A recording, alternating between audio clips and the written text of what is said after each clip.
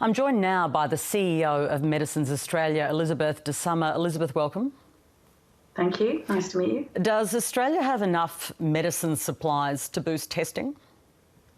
So we've been working around the clock, and our manufacturers are working around the clock with the federal government to ensure that the supplies are available in Australia.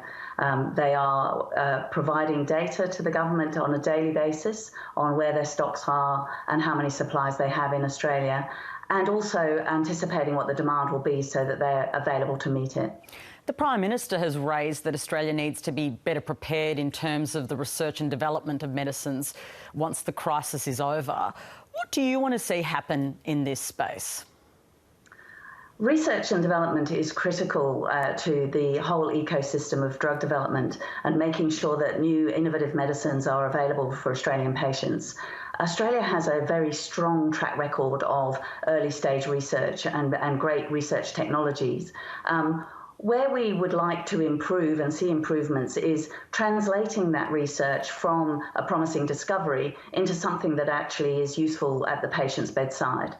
One example is our very own Professor Ian Fraser. A discovery under his watch has led to a treatment that is being rolled out across the world and making strides towards cancelling out, ovarian cancer. And however, without the industry and without the translation of that research in Australia, those things are done offshore, they're done elsewhere. So we'd like to see more emphasis on translation and commercialisation of research happen here in Australia. How likely is this to happen? What sort of timeline would you like to follow, and what are the impediments to this? Some work has already gone on in this area. We have a Pharmaceutical Medical Technology Growth Centre who is charged with that task. We do think there is further work to be done. I'm not sure of the timeline. I think there are some very great experts who are better at that than me, who could tell us how quickly we can do it. There are other countries who have done a good job of embedding translation into our daily communication and workflow, rather than focusing on academic research and then letting other people develop the translational components of new discoveries. Do we have enough medicine supplies to move us into the recovery phase and beyond?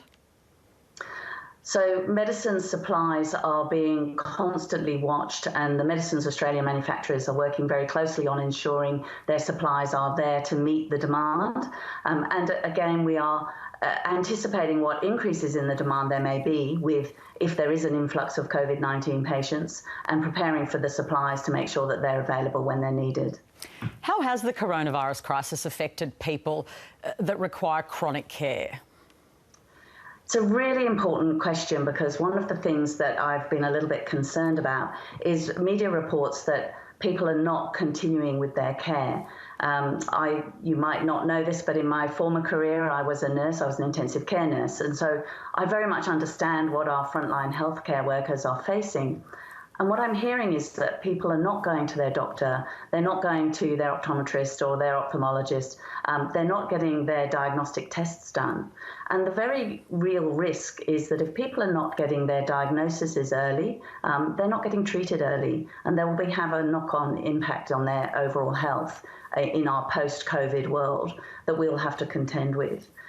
It's an opportunity for us to encourage people to continue their chronic care, continue to go to their doctor, continue to seek treatment for things that they are concerned about, and make sure that that continuity of care continues, even when we're facing this crisis.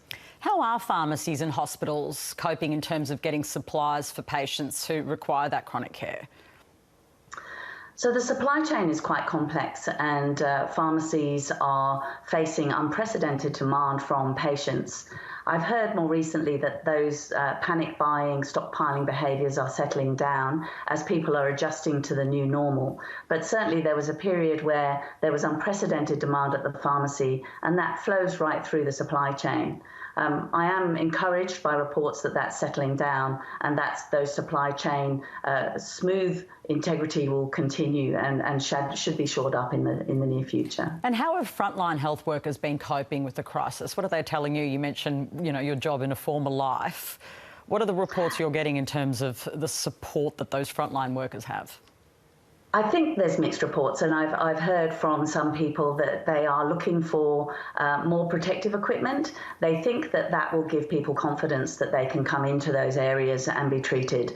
So for that continuity of care, if patients feel that there is adequate protective equipment for themselves and for the people that they're going to see, I think that will encourage them to go to the doctor more and get things seen to and get their chronic care continue to be cared for. Elizabeth, thanks for coming on the show. Thanks very much.